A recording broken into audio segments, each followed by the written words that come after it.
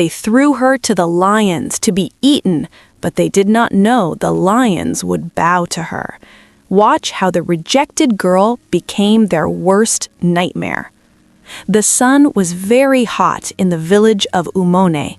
It was so hot that the little lizards hid under big rocks. In this village, there was a girl named Obein. She was the most beautiful girl in the land. Her skin was smooth and dark, and her smile was bright. But Obein's eyes were always sad. Obein lived with her father, Papa Mose. He was a very kind man, but he was old and blind. He could not see that his new wife, Mama Gai, was very mean to Obein. Mama Gai had 2 daughters named Ada and Oi. They were lazy and loud. They hated Obein because she was beautiful and kind. Every morning, Mama Gai woke Obein up by splashing cold water on her. "Wake up," she would yell. "Sweep the floor, cook the food." While Obein worked until her back hurt, her sisters sat in the shade eating sweet mangoes and laughing at her. Obein never told her father. She did not want to make him sad, so she kept her pain inside. One evening, a man in the village square beat a loud metal gong. "Gong, gong, gong! Listen, everyone!" he shouted. "The great king is looking for a wife for the prince. In 3 days, there will be a big dance. Every girl must come. The prince will pick the best girl to be his queen." The village was so excited. All the girls started fixing their hair and buying new clothes. But in Obein's house, Mama Gai was angry. She looked at Obein and saw how her skin glowed in the sun. She looked at her own daughters and saw them fighting over meat. She knew that if the prince saw Obein, he would choose her. "We must stop her," Mama Gai whispered to her daughters. "Obein must not go to that dance." She was afraid that if Obein became queen, the prince would find out that Mama Gai had been stealing the family's money to buy fancy things for herself. The next morning, Mama Gai did something strange.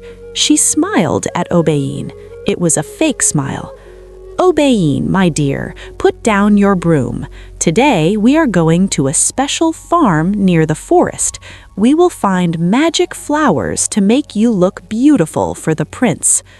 Obein was so happy. She thought, maybe Mama finally loves me. She gave her blind father a big hug. "Goodbye, Papa. I will be back soon," she called out. She did not know that it was all a big lie. Ada and Oi followed behind, hiding their mean laughs. They packed a basket of food, but they only brought enough for themselves. They did not give any to Obein. They walked past the river and past the farms until the grass became very tall. They were walking toward the evil forest. The evil forest was a scary place.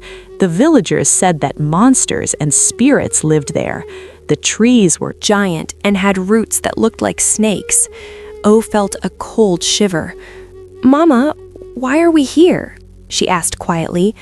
"The farm is back there." "Be quiet," Mama Gai snapped.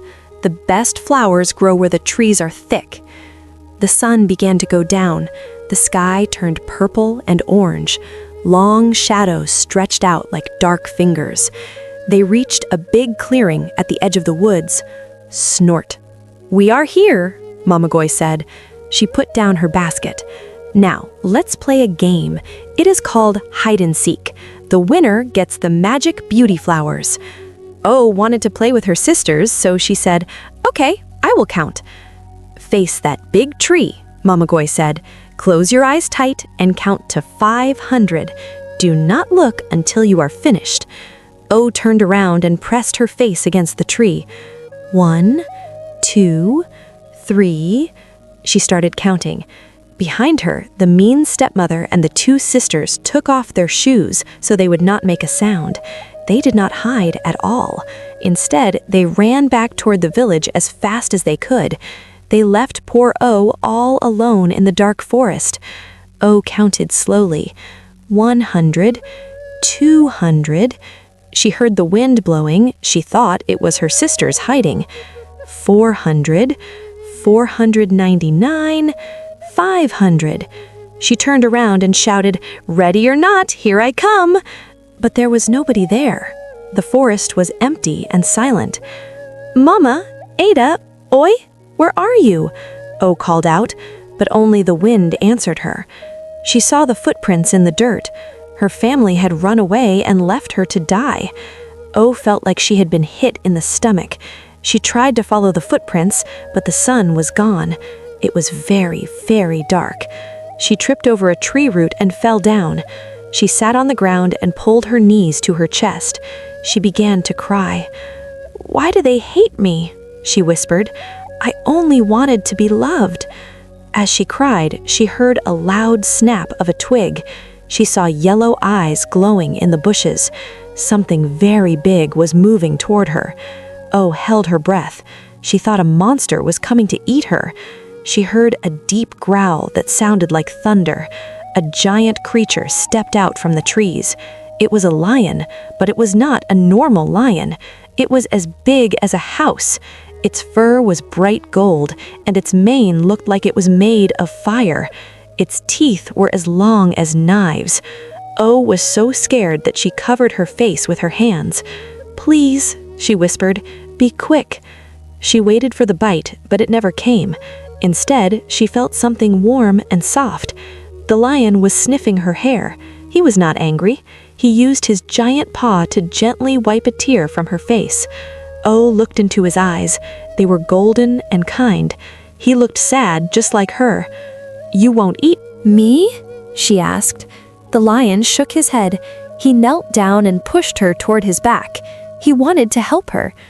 Own climbed onto his warm, furry back, and the lion began to run. The lion ran very fast, like the wind. He carried Own deep into the forest where no people ever went. They came to a beautiful waterfall. The lion jumped right through the water. Behind it was a secret cave. The cave was not scary. It had blue crystals on the walls that glowed like nightlights. The floor was covered in soft green moss. There were piles of sweet mangoes and bananas to eat. The lion pushed a piece of fruit toward Own. She was very hungry and ate it all. "Thank you," she told the lion. He made a loud, happy purring sound. He curled up at the door of the cave to keep her safe. Own lay down on the soft moss. For the first time in a long time, she felt safe. She fell asleep watching her big golden friend. Own lived in the cave with the lion for many weeks. She named him Oba, which means king. Oba was her best friend. He brought her honey and berries every day. He walked with her to the stream and made sure she was safe from crocodiles. Own began to change. She was not a scared girl anymore. She learned how to climb trees and run fast. She was strong. She made a new dress out of big green leaves and put flowers in her hair. She was becoming the queen of the forest. But she saw that Oba was often sad. At night, he would look at the moon and sigh. Own would sit next to him and pet his soft fur. "Why are you sad, Oba?" she asked. "Do you miss your home too?" The lion looked at her with his big golden eyes. He understood every word she said. One night, the moon was big and round. It was the night of the prince's dance back in the village. Own remembered her sisters and felt a little sad. "My sisters are dancing in pretty dresses now," she told Oba, "but I am here in a cave." Then she looked at the lion. "But I am happy," she said. "My sisters are mean, but you are kind. You are better than any prince. You are my best friend, and I love you." Own was not afraid of the beast anymore. She saw the kind soul inside him. Own reached out and hugged the lion's giant face. "I love you, Oba," she whispered. She leaned forward and gave him a gentle kiss on his nose. She did not care that he was a lion. She loved him for who he was on the inside. Suddenly, the cave began to shake. The blue crystals on the walls started to flash. Oba's body began to glow with a bright golden light. Own had to cover her eyes. When the light went away, The lion was gone. Standing in his place was a tall, handsome man. He had golden eyes and wore beautiful gold clothes. Own was shocked. "Oba?" she asked. The man smiled. "My name is Prince Chima," he said. His voice was like music. "A mean witch turned me into a lion long ago," he explained. "She said I would be a beast until a girl loved me more than herself. You saved me, Oya. You saw the good man inside the monster. I stopped believing humans could be kind, but you proved me wrong." Prince Chima was very powerful. He was the prince of the forest spirits. He walked to the cave door and blew a loud whistle. Suddenly, the ground started to shake. Hundreds of animals came to the cave. Elephants, leopards, monkeys, and birds all gathered around. They all bowed to Chima and Oya. "You are our queen now," Chima told her. "But first, we must go back to your village. The people who hurt you must see that you are a queen." Oya climbed onto the back of a giant elephant. Chima sat beside her. They began to march toward the village of Umune. Hundreds of animals followed them. Oya looked beautiful with diamonds in her hair and a dress that shined like the sun. In the village, everyone was dancing. Mama Goy and her daughters were wearing their best clothes. They told everyone that Oya had run away. Poor Papa was sitting in a corner crying because he missed his daughter. Suddenly, the drums stopped. A giant elephant smashed through the village gates. The people screamed, "The monsters are coming!" But the animals did not hurt anyone. They stood in two long lines to let Oya pass. When Mama Goy saw Oya on the elephant, her face turned white. She was so scared. "It's Oya!" the people shouted. "She is a queen!" Ada and Oya started to shake with fear. They knew they were in big trouble. Oya jumped down and ran to her father. Prince Chima touched Papa's eyes, and suddenly he could see again. "My daughter!" he cried, hugging her tight. Then Oya turned to her mean stepmother. "You tried to leave me in the dark," Oya said firmly. Prince Chima was very angry. "You acted like mean animals," he told Mama Goy and her daughters. "So now you will be animals." He pointed his finger and poof, green smoke covered the three women. When the smoke cleared, Mama Goy had turned into a smelly warthog. Ada and Oya had turned into noisy, hairy monkeys. They screamed and ran away into the forest. They would never be human again because their hearts were not kind.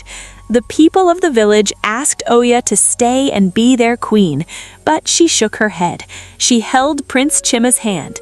"This village was not kind to me," she said.